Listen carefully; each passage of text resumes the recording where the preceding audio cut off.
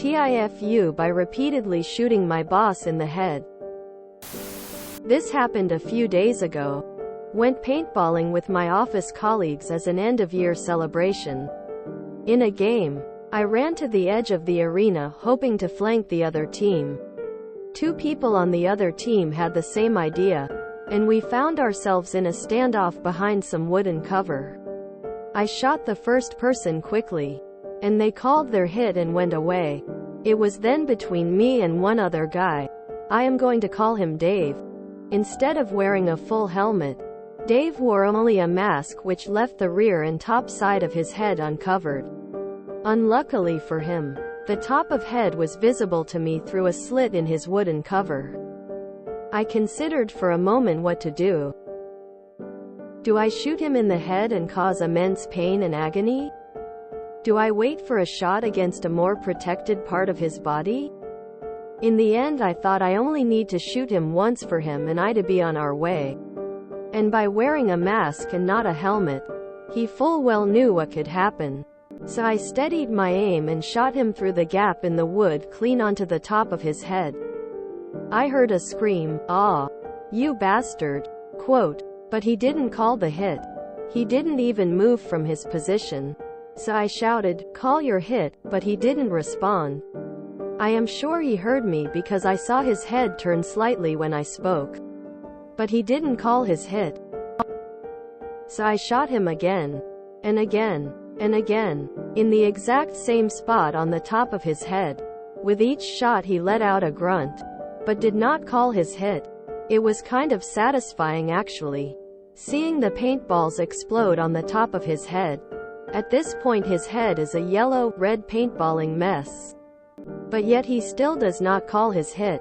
Eventually a marshal comes nearby and I tell him that he does not call his hit, but as you can see, that he is covered in paint. The marshal tells me to shoot him once more to see it for himself. So right through that slit in the wood, I shoot him in the exact same spot on the top of his head. He doesn't call his hit and the marshal pulls him out and escorts him away. I then see him after the game, crying his eyes out holding a bag of frozen peas against his head walking toward the car park. Turns out it was my line manager. My boss. I'm not sure whether to tell him it was me that shot him after the Christmas holidays. TL. Doctor repeatedly shot someone in the head with a paintball gun, causing them lots of pain, and then found out it was my boss. It's better for the both of you if he doesn't find out, lol. I see no reason to tell him, and a lot of reasons not to. If someone else tells him, and/or he asks, I wouldn't lie. But it's a game. No reason to make a big deal out of it, or bring it up after the fact. I'm a former referee from a paintball field and ex-tournament baller. You did everything you were supposed to and people need to follow the rules better to prevent getting bonus balled like this. I was seriously concerned when I read the title. The one time I went paintballing was while I was in the military. I'm in an ambush position looking over a small hill and all I see is a helmet. So I lit him up. Turned out to be the ref. Lol. I didn't see his shirt until after I started hitting him and he started flailing around. Tears of joy. I really like how the ref was like, you know, one more time to prove it. Dude already had paint all over his head. The ref just wanted to see his pain, lol. I'm assuming he was new to paintball and don't know he had to call it. Don't tell anyone ever. Except millions of us, of course. I used to find a low spot in a grass field to the side of the action. Track several targets. Pop up. Fire several rounds. Then drop down before they hit or saw me. One time I found a guy hiding in some brambles and I had his side view. He was just wearing a face mask but his ears and back of the head were exposed. I fired off a round and it spiraled out of the muzzle and hit him directly in his left ear with full force. and splattering red paint inside his mask. At break, he was mad as hell and trying to find out who hit him. By then his ear was puffy and cauliflower-like, so I kept my mouth shut. At the end of the day, folks figured out how many folks I sniped and they all ganged up on me. I was killed at least 20 times. Fortunately, I was wearing adequate protection. Grin.